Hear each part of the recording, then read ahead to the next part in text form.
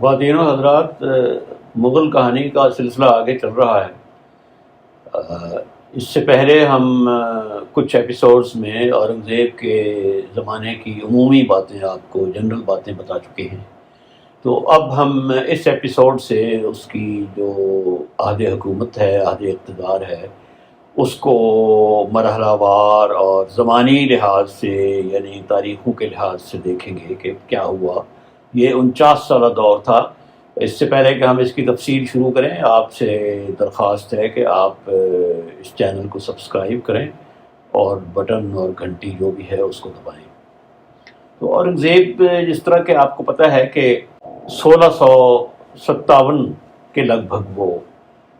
بیٹھا تھا اقتدار پر۔ یہ تاریخ آپ کو یاد رکھنی بہت آسان ہے، کیونکہ 1657 سے یہ جو سلسلہ شروع ہوا خون بہانے کا، جنگ تخت نشینی کا، پھر یہ 100 سال کے بعد ایک اور مصیبت آئی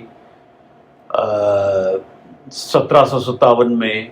پلاسی کی جنگ ہوئی، جس میں انگریزوں کے لمبے اقتدار کی ایک بڑی مضبوط داغ بیل پڑی۔ پھر 100 سال کے بعد 1857 میں جنگ آزادی ہوئی جو ناکام ہوئی، اور پھر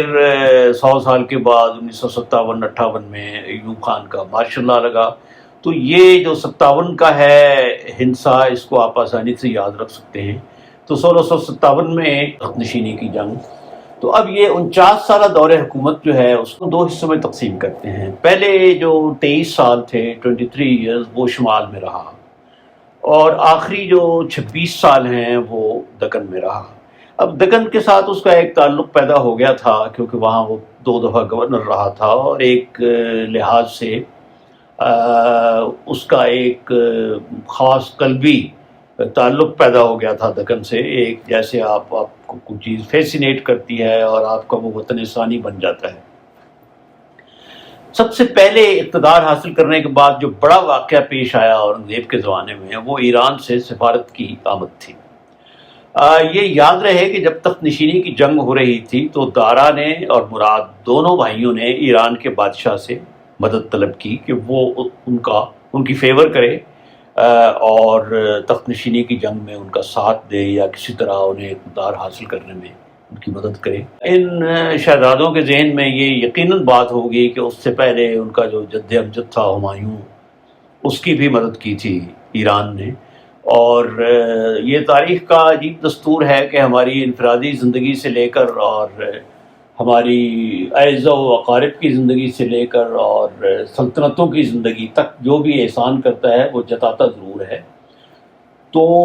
بادشاہ نے، شاہ ایران نے دارا کی اور ان کی مدد تو نہیں کی، لیکن احتیاطاً 30,000 فوج اس نے قندھار میں لا کر جمع کر دی کہ اگر کوئی ایسا غیر متوقع صورتحال پیش آئے کہ مجھے ہندوستان پر حملہ کرنا پڑے، یا وہاں کی جو بد نظمی ہے اور تخت نشینی کی جنگ کے نتیجے میں جو وہاں پر افراتفری مچے گی، اس میں شاید میں بھی کچھ اپنا حصہ لے لوں۔ لیکن جب اورنگزیب تخت نشین ہو گیا اور اس نے عالمگیر کا لقب اختیار کیا، تو پھر ایران کے بادشاہ نے ایک سفیر بھیجا اس کے دربار میں اپنی طرف سے۔ یہ ایک خیر سگالی کا آغاز تھا جو شاہ ایران نے کیا، اور مغل بادشاہ اورنگزیب نے اس سفیر کو شاہ نشاں اس کی پذیرائی کی، کیونکہ ظاہر ہے کہ صفوی جو تھے ایران کے، وہ اس وقت دنیا کی بہت مشہور اور بڑی طاقتوں میں سے تھی۔ جس طرح سلطنت عثمانیہ تھی، اسی طرح صفوی سلطنت تھی۔ جب اس نے بارڈر کراس کیا تو وہاں پر ایک بہت سینئر عہدیدار جو تھا، افسر اورنگزیب کی سلطنت کا، اس نے اسے استقبال کیا، اور پھر جب ایک دن کی مسافت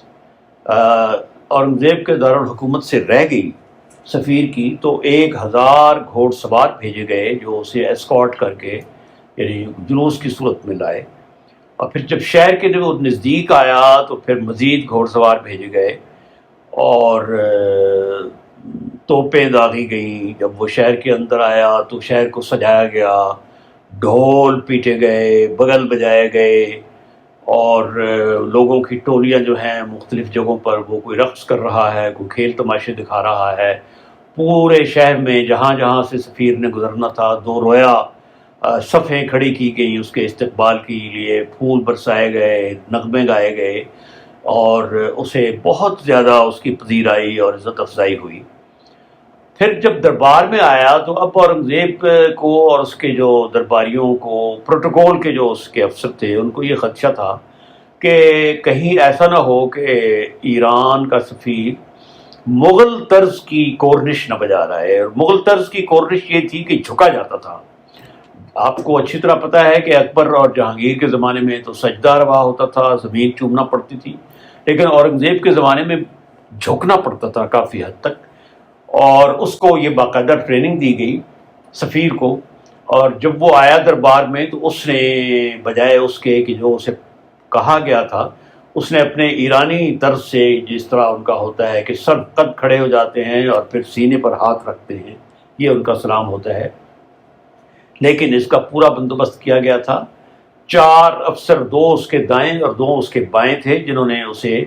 بظاہر وہ اس کو سکھا رہے تھے، لیکن اصل میں وہ اسے مجبور کر رہے تھے۔ چنانچہ اس نے اسی طرح کیا جس طرح اسے بتایا گیا،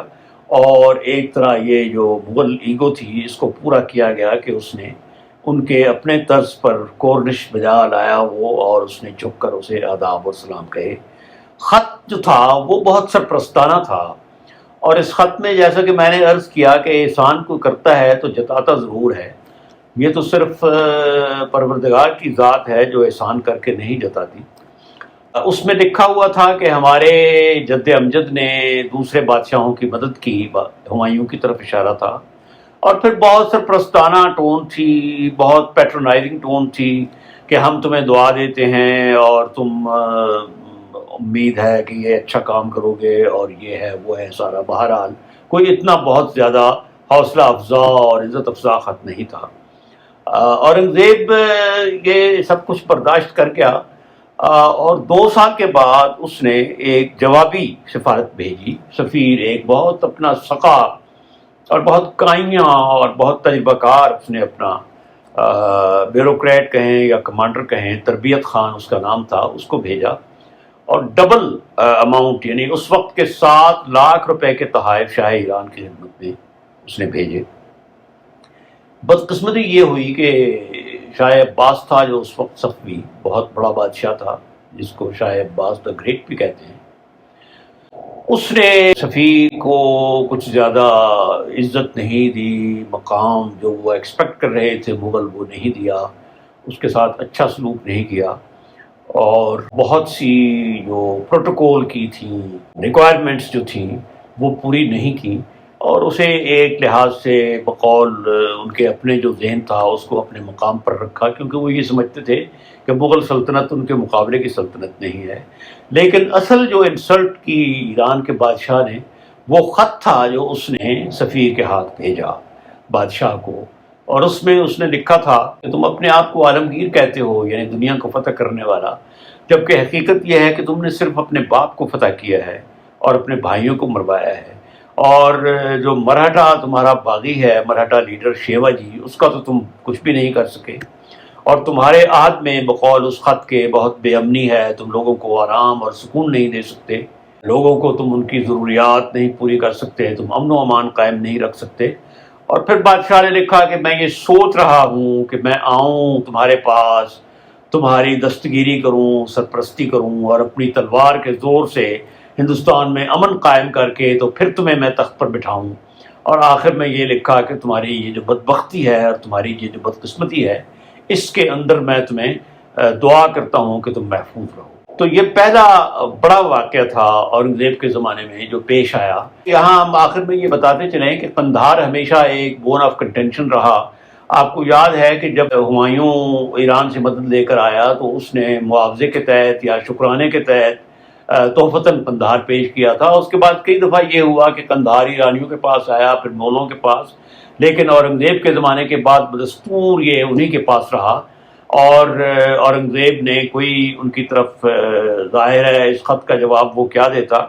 لیکن بہرحال اس نے جو بلخ کا حکمران تھا اس کو یہ وارن کر دیا تھا کہ اگر ایران کی طرف سے کوئی لشکر کشی کی تمہیں خبر ملے تو تم نے ہندوستان کی مدد کرنی ہے اور اس کے راستے میں رکاوٹ ڈالنی ہے۔ تو یہ ایک بڑا واقعہ تھا. اس کے بعد اگلے ایپیسوڈ میں ہم اگلا بڑا واقعہ جو اورنگزیب کے پہلے 23 ایئرز میں، یعنی جب وہ شمال میں قیام پذیر تھا، اس میں جو ہوا تو وہ ہم آپ کو بتائیں گے.